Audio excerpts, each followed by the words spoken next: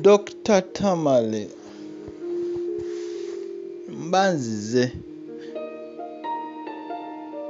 eno full course jengendo okunyonyola eno course namba nzanye courses nyingi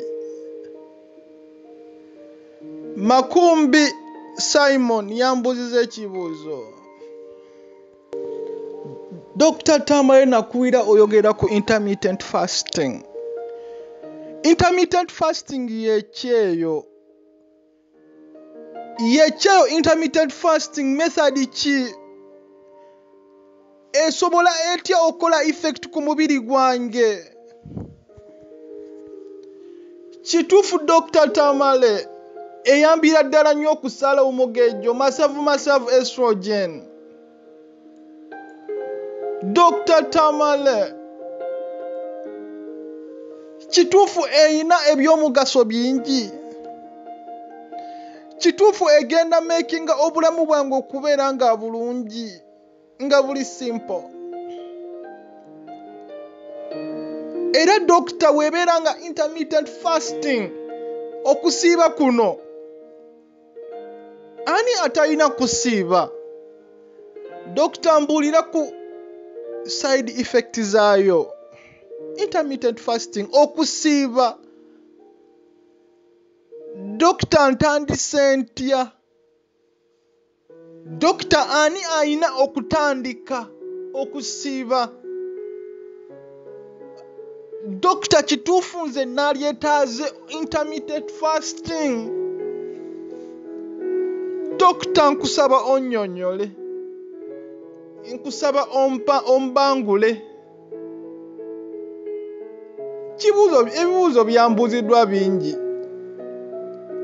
naye nabimenye ekibuuzo kimu nakimenye ne ngamba kankiteeke mu full course. Eno course okusiiba tekukoma ku Bayisiraamu, naawe w'eddiini endala osobolera ddala nga birina benefits. Byangenda okunnyonnyola Dr. Tamale sikulekerayo. Kyobula koosi zange naziteeka ku wondi munansonyiwa mu zino master classes.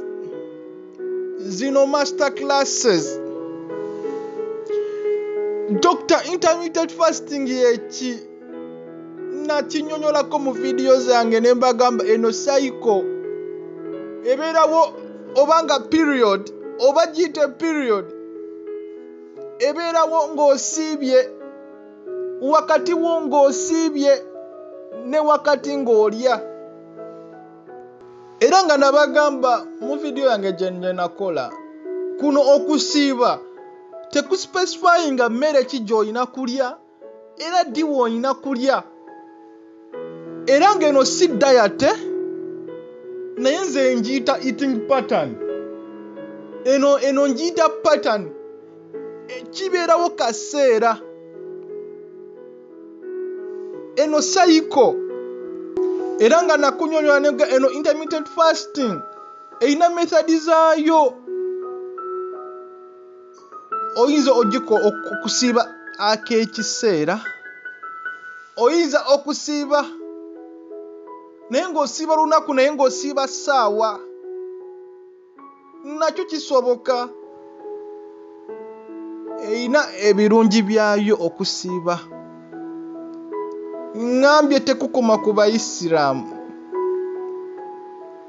Eno intermittent fasting nnungi nnyo ku mubiri gw'omuntu. Akuna musajja oba ku mukazi. Eno eyambira ddala. Era dokita era ng'abantu bagikozesa ddala okusiiba, okusala weight yennyini okusalira ddala weight, okusiibira ddala kuno intermittent fasting. Era kino kiyambirako ddala n'okulongoosa ebyobulamu mu mubiri gw'omuntu n'okukyusa lifestyle z'omuntu.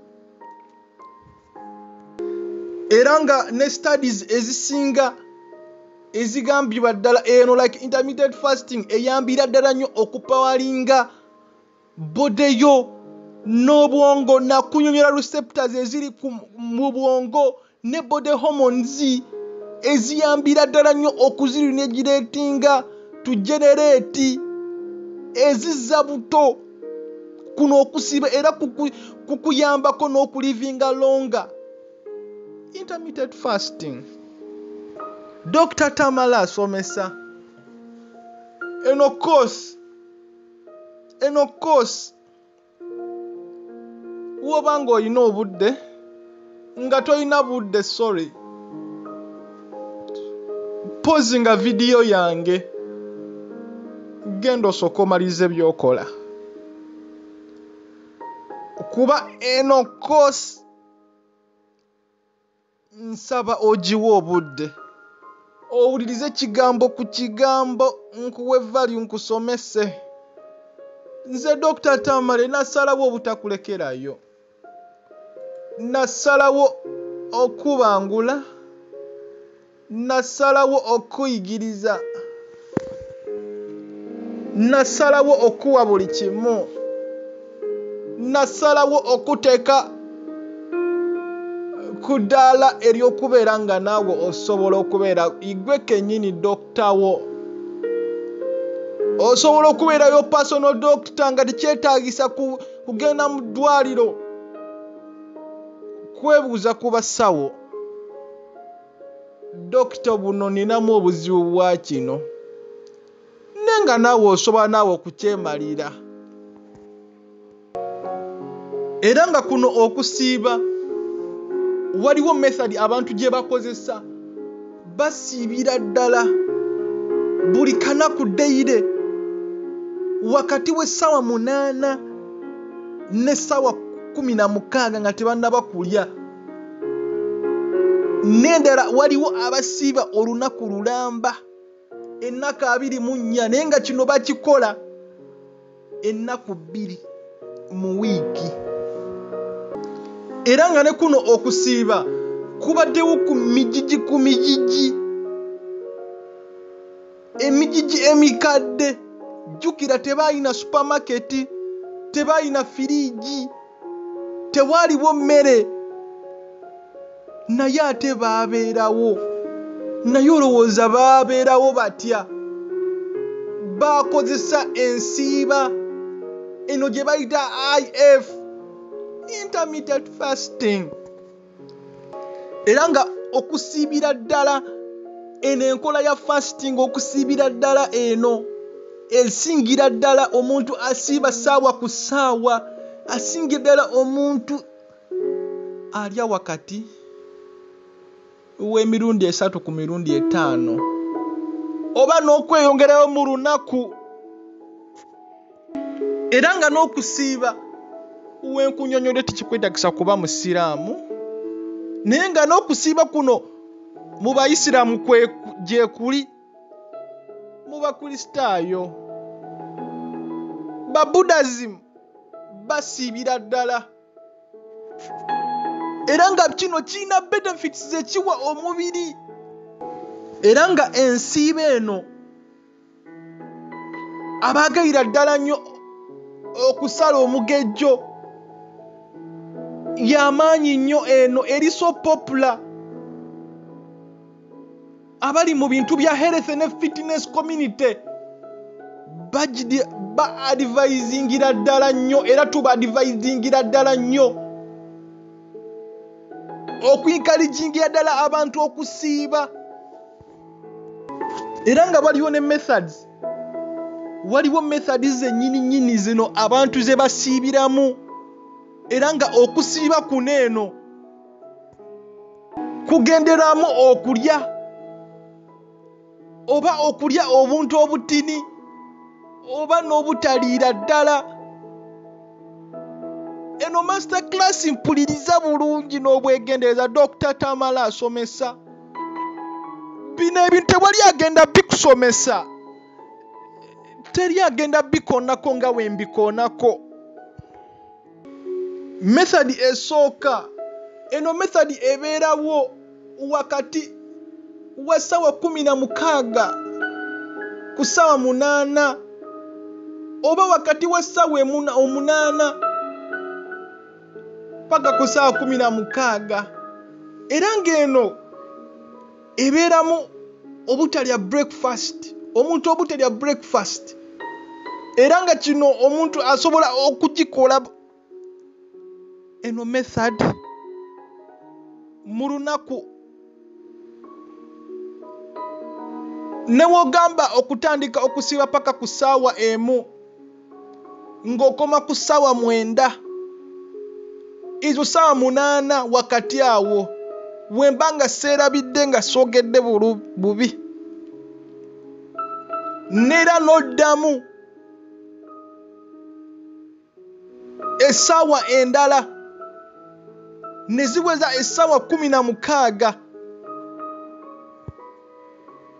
zonna mutoto oba osobolera ddala okusibira ddala nga toyina kyolidde. Ngambye eno enkola egendererwamu okubeera ng'olina kyolidde, eyiza ng'olina kyolidde oba nga toyina kyolidde oba ng'onywedde bunywi. Eno ensiiba, kuba eno ensiiba nnungi nnyo ku mubiri kuba njize nga njogera ekintu kye bayita cholesterols. Cortisol levels nzogedde, njogedde ku masavu female hormones, estrogen njogeddeko, njogedde ku hormones, video zange gye ziri.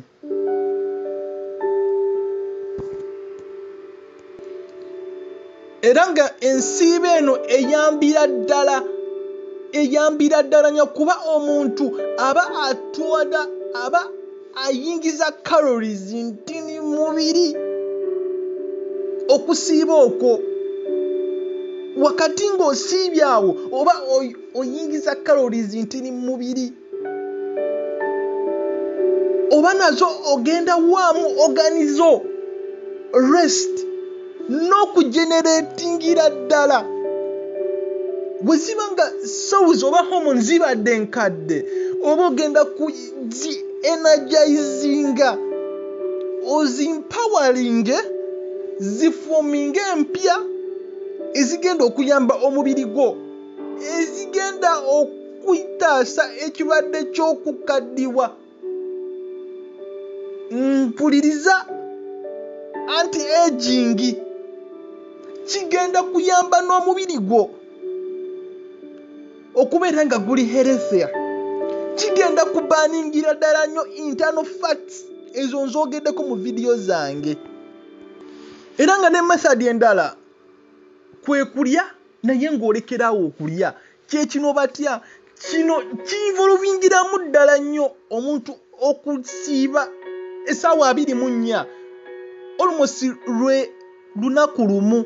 Kino oyinza okukikola omulundi gumu oba emirundi 2 mu wiiki, okugeza okulya ddina n'oddamu n'olya ddina mu lunaku olulala ziba ziweze ennaku 24, oba okulya breakfast n'oddamu okulya breakfast mu lunaku olulala. Ngambye kino kinvolvingiramu, ngenda kusomesa baani abalina okusiiba, basiiba batya, ne ku diet endala method. Era nga neekunyonnyodde kuno okusiiba kureducinga ddala nnyo calorie intakes kuba tukimanyi calories zino we ziyitirira nnyingi mu mubiri ziwa organi zaffe, hormone zaffe ne chemical hormones eziri mu mubiri n'ekyenda kyennyini nnyo to process oba obyoverloadinze. Bye bino ebigenda okuresultinga insulin levels zibeere waggulu, cholesterol levels zibeere waggulu. Masavu njogedde stress hormones, omusajja egenda mwetera ne LT, low testosterone. Kino kigenda kukola impact ku bwongo wa androgen, prolactin, zino zonna hormones zino zonna chemical hormone. Oxytocin ne pressure hormone yennyini nayo oba eba egenda nayo gikyamya.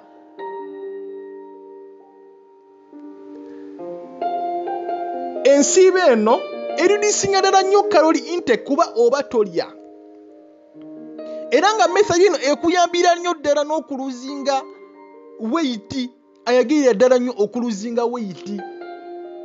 Naye omuntu bw'abeera nga tayonoona, olina okumanya emmere eri rich in low calories. Ezo zonna mu video zange nzogedde ku vegs, njogedde ku nyama, njogedde naye n'enfumba n'empreparinga y'ebintu naye matalinga. Naye nga abantu abamu enkola eno bagisanze okusiba wakati w'essaawa 8 ne baddamu ne basiba n'essaawa 8 endala okuweza essaawa 16, bagisanze okubanga nga nnyangu nnyo. Era nga ensiiba eno affectinga etya cells zo ne hormone zo. Nkunyonyodde, nkusomesezaawo hormones mu video zange, nzinyonyodde zino hormones. Nasomesa musomo gwe nakola gwa MB masturbation, byekola mu mutwego. Oxytocin njogeddeko bingi, eyo mugyegendereze, emisomo gyange gyonna mugyegendereze.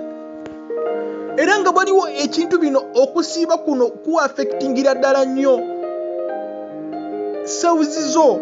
Omuntu wasiiba ne molecular levels nayo ziri nnya. Zino hormones zino eziyamba okustowalinga fats zibeera affected, naye affected mu ngeri ennungi, si mu ngeri embi. Kino nkunyonyo ne nkugamba like cells obubuyu bwennyini white blood cells ziba zizimbirwa. Enkola eno omuntu wasiiba, era nga kino kikyusa n'omubiri gwo.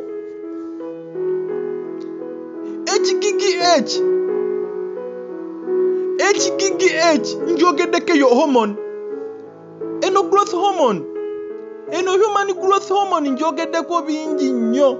Eno eyambira ddala nnyo omuntu wasiiba, era kino kireeta na benefits mu kusala amasavu n'okuzaawo akanyama.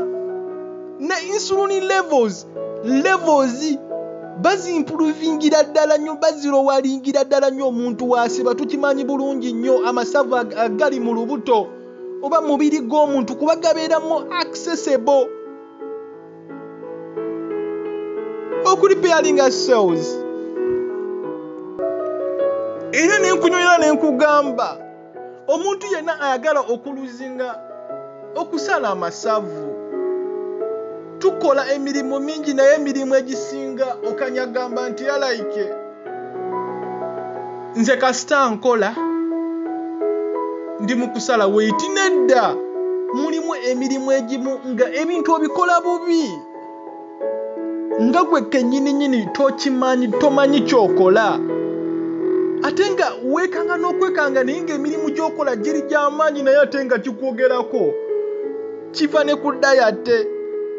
Okusiiba kuno nkunyonyodde ne nkugamba intakes z'obeera olya eza kalori ziba fewer mu meals z'obeera ofuna, as long as ng'omanyi kyokola, omanye emmere ey'okulya. Era nga kino kikyusa ne hormone levels okuziddira ddala nnyo oba okugeneratinga like hormones ezigenda okulwanyisa amasavu, okuzizaala buto. Kino kirowalinga ne insulini, ate kigenda kwongeza ne growth hormone. Eno HGM, human growth hormones, njogeddeko bingi. Era nga kino kigenda ku increasinga fat burning hormone, norepinephrine. Byonna zino hormones nzikunyonyodde. Dr. Tamale nkuleeta munda nenkutwala munda nenkuyingiza munda, naye nga njagala nkuwe master class gy'ogenda nawe kusomesa abantu bo Dr. Tamale. Era nga mulimu zino ne hormones zino zennyini zino zenjogeddeko. Era nga kino kyennyini omuntu asiiba bino byenjogerako bino like benefits zafuna kiyamba n'okuincreasingira ddala nnyo mu metabolic rate. Era nga kino kiyambira nnyo ddala nnyo n'okubaninga calories zino kigenda kowakyogera. Era nga kino kigenda kulizalutingira ddala nnyo omuntu okusala weight. Emigaso gy'okusiiba. Era nga kino nkugambye kino kipawalingira ddala nnyo kifuula body ne weight. Eno weight control method gyenkunyonyodde no IF intermittent fasting. Era nga kino kirina health ne ku mubiri gwo ne mutwe gwo oba brain yo. Ate nga kisobola n'okuyamba okulivinga longa by'obadde tomanyi. Nkunyonyodde ku benefits oba emigaso gy'okusiiba okusala weight. Kino kiyambirako obanga kiva ne ku masavu zino belly fats ne insulin levels tuzimanyi zirowalinga blood kino kiyambirako ddala.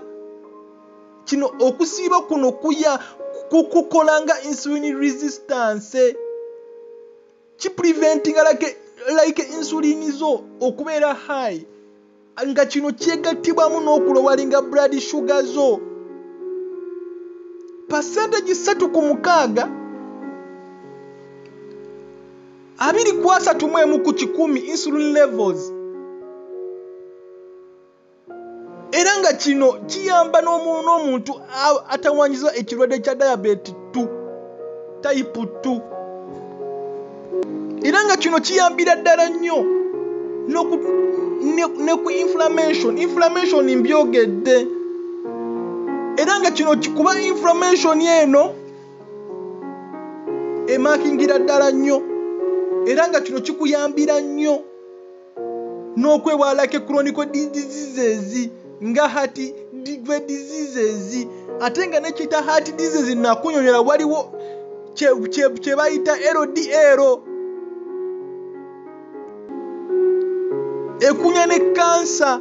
Okusiiba kuno kukupreventinga ddala nnyo ne cancer ne brain health n'obwongo bwe nnyini kuba hormones oba ozimba nzimbe. BDNF ogiyambira ddala nnyo ne ku growth ya new cells byenkunyonyodde n'okwewala obuzibu endwadde eziyitibwamu eza brain oba ez'obwongo.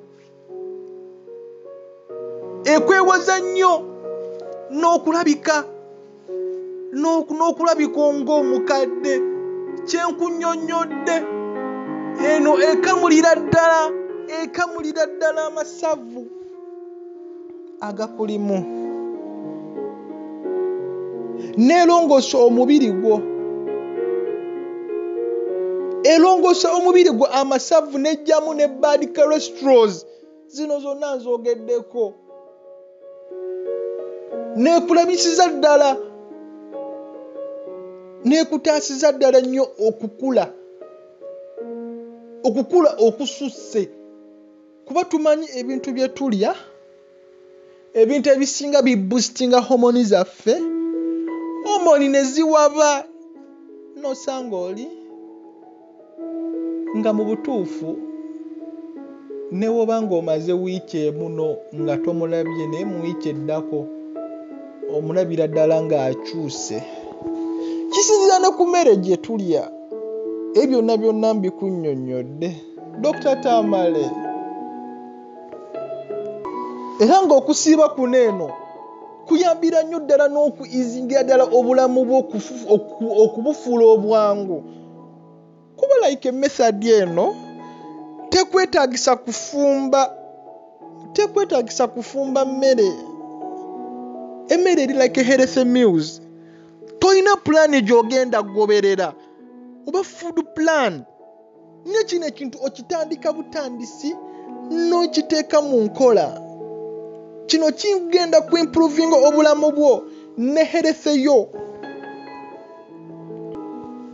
Era nga bebaani, era nga bantu ki abalina okubeera n'okugyewala, abalina okubeera careful nga basiiba.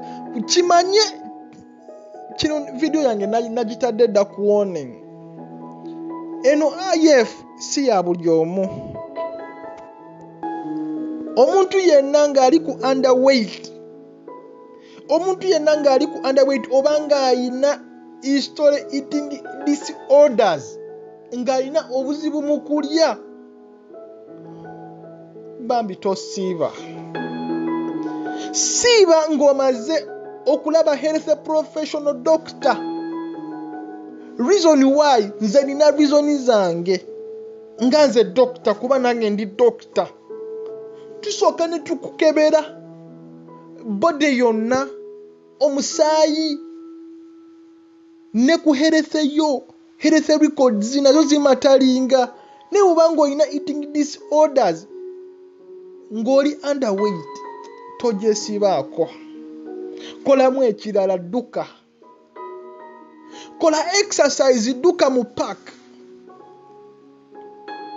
Tambula, sotamu akagaali. N'ebirala bingi byenze nga nsomesa ku misomo gyange. Kituufu abakazi basobola okusiiba eno like IF. Ye basobola.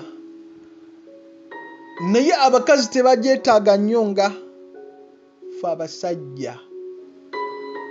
Kuba abakazi periodically bafulumya obukyafu mu mubiri gyabwe, ekitali nga ffe abasajja. Mu periods bafulumiza ddala. Percentage esinga bagifulumya. Naye omusajja yenna kagwake ketonye. Exercise ky'ekintu ky'otalina kujja mu nkola. Kuba omusajja tofulumya, afulumya yona agenze mu gym n'afulumya. Nendi awo yennyini ematalinga Dr. Tamalo w'emmere. Kuba omukazi eri oyo aba asobodde. Kuba kino eno intermittent fasting, woba ng'ogisiiba, gisiibe mu wiiki ennaku 2 oba olunaku lumu kikumala. Kuba kino eno demo gy'okikola, gy'oyinza okukikola ennyo, ate nakyo kiyinza okkozinga miss cycles mu ggwe omukazi. Kyova olaba nagambye si kwa buli omu okusiiba kuno. Kuba omukazi yenna ateekeddwa okubeera ng'ali mwegendereza. Okutandika okusiiba eno, alina ebintu by'alina okugoberera n'okonsidalinga. Wabeera ng'ali lubuto ate ng'ayonsa. Kyova olaba ngambye eno intermittent fasting kyeta eyeryetaaze ennyo omukyala ng'ali mulamu bulungi nnyo, nga talina buzibu, ng'ali physically fit nga bwe nnyinza okukyogera, ng'ali ne ku stress free. Kuba ne stress yennyini nnyo ate oba ogenda kuggusa endwadde ate endala, ate ng'osiibye ne hormones oba ogenda nazo zikyamya. Stress hormone oba ogenda ku developing stress hormones ky'obadde tomanyi.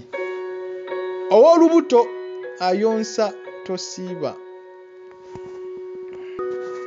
Era mpuliriza omuntu yenna okulumibwa enjala, waliwo ebituukawo. osobola okufiiringa ddala okuba omunafu n'owulira nga bode ennafu cells zibeera zikola degenerations ziba zeezimba ky'oba tomanyi ezisinga ziba nazo zifunyemu rest otandika n'owulira obwongo ng'obutakyakola naye kino kibawo kaseera buseera just kiba kyetaaga mubiri gwo kubeera nga gumanyiddwa gugenda kumanyira like miru empya omubiri oguliisa buliisa eringa nga mmotoka omuntu yenna alina medical problems nga alina diabetes sukaali alina obuzibu bwa BP low blood pressure omuntu amira amakerenda omuntu ali underweight omuntu alina obuzibu mu ndya ye ng'endya byakukaka n'omukazi atrayinga okuconceivinga n'omukazi ali olubuto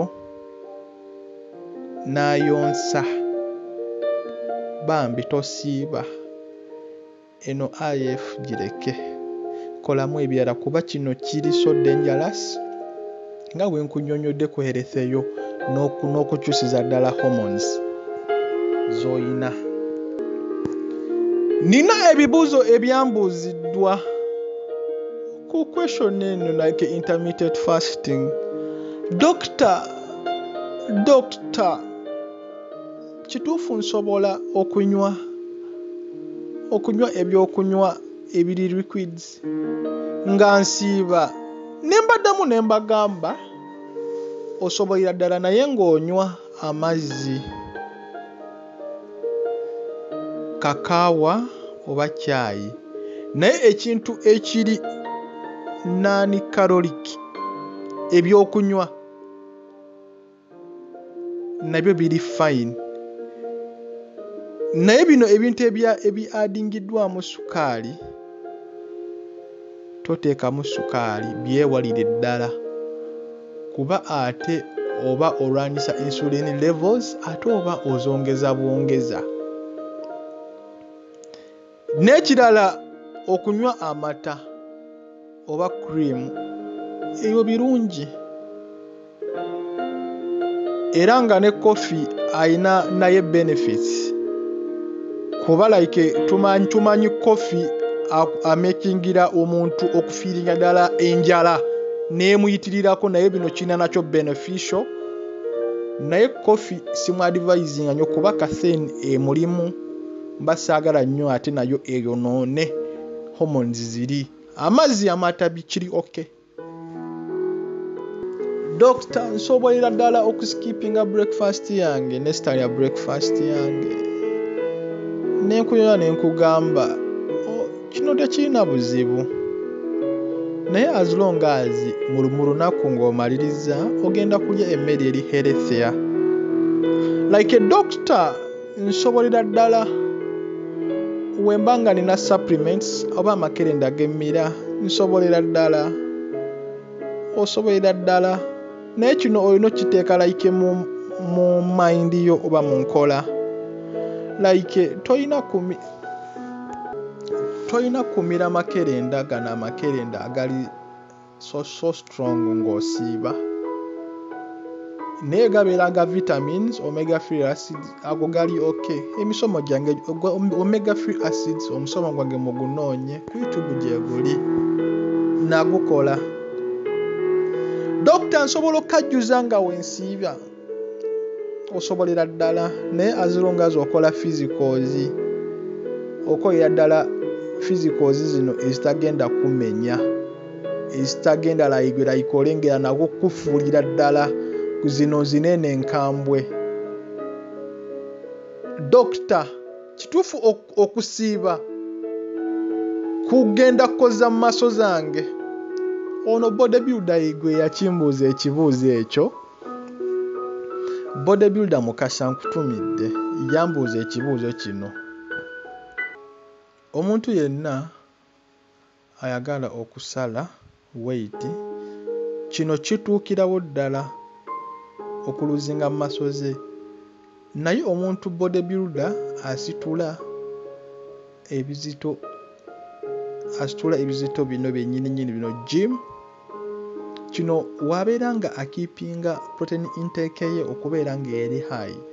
Soya isolates, whey products nzogeddeko mu video zange n'ebintu ebirala ng'ateekenga protein intake eziri high. Era kino waliwo ne mu study emu eyayogera n'egamba kino kikozingira ddala nnyo less muscle loss. Doctor, kituufu we mba nga nsiiba kisulowallinga metabolism yange? Nedda, tekisoboka. Era eno question saayagadde nnyo giwa nnyo budde, naye kanjiddemu. Naye nga omuntu asiiba ennaku 3 n'okweyongerayo, kineno like suppressinga metabolism. Doctor, abaana abato basobola okusiiba? Nsobola okukkiriza abaana abato okusiiba? Okukkiriza omwana omuto okusiiba ebeera bad idea. Ekyo sikikkiriza. Azirongazi omwana atuusizza emyaka 15